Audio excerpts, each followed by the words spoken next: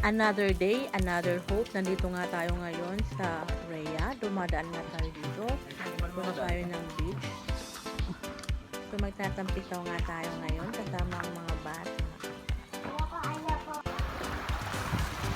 Hello everyone!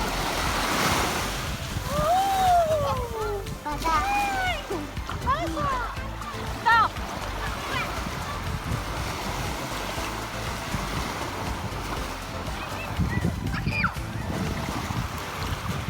Enjoy nga magtampikaw dito sa dagat kasama si Josiah.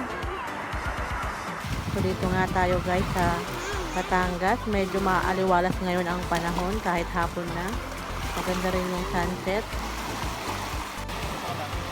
So kasama nga rin natin si Daddy, si David at si Josiah sa pamamasyal ngayon at pagtatampisaw dito sa dagat.